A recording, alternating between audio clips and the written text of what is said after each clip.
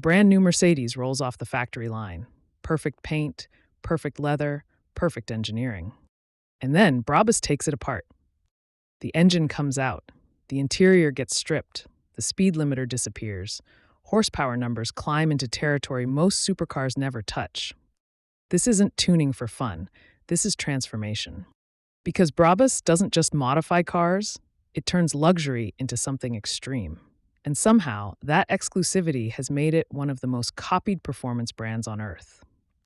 So, how did a small German workshop become the final boss of high-performance luxury? And why are so many people trying to fake it?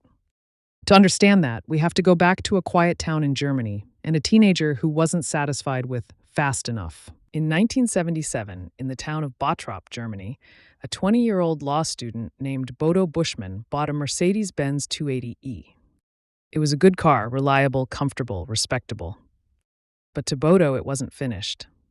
He wanted more speed, more presence, more personality, and Mercedes at the time wasn't interested in giving customers that. So Bodo did something unusual. He started modifying the car himself. Word spread quickly. Friends wanted the same treatment, then strangers, then wealthy buyers. By 1978, Brabus was officially born. Its name pulled from Brackmann and Buschmann, even though Buschmann would later buy out his partner and take full control. From the beginning, Brabus had one rule: no compromises. If Mercedes wouldn't build the car customers dreamed of, Brabus would. And that mindset would push the brand into places even Mercedes didn't dare go, which became both its greatest strength and its biggest problem later on. Because once you build the wildest luxury machines on the planet, people will try to copy them. Brabus didn't ease into performance. It went all in. By the 1990s and early 2000s, Brabus was building cars that embarrassed supercars, using full-size luxury sedans. 4 doors, leather everywhere, and power numbers that sounded fake. Brabus was one of the first tuners to treat engine displacement like a flex, boring out Mercedes engines far beyond factory specs. V12 sedans, twin-turbo monsters, cars that looked calm until the throttle dropped. One Brabus E-Class hit over 205 miles per hour, becoming the fastest street-legal sedan in the world.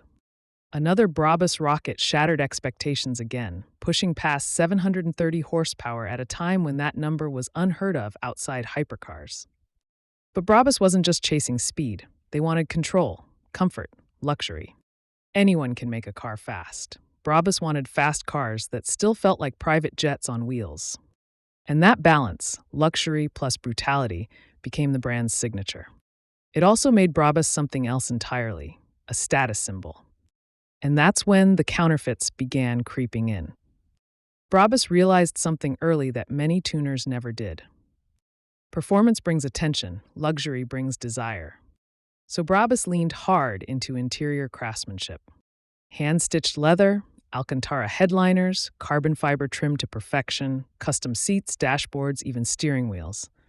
You could spec a Brabus interior down to the color of the stitching, or have them design something no one else on Earth had. Some builds cost more than the original car itself. And for wealthy buyers, that was the point. A Brabus wasn't just transportation, it was proof. Proof you didn't settle for factory. Proof you wanted something rare. Proof you could afford excess. But exclusivity has a dark side. Because once a logo means power and wealth, people will fake it. And Brabus would soon find itself fighting a problem money alone couldn't solve. Unlike handbags or watches, counterfeit cars don't come fully assembled. They come in pieces.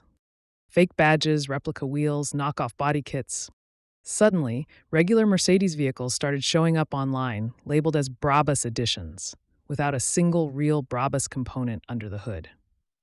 Some sellers didn't even try to hide it. Others were more deceptive. A logo here, a badge there, enough to fool untrained eyes.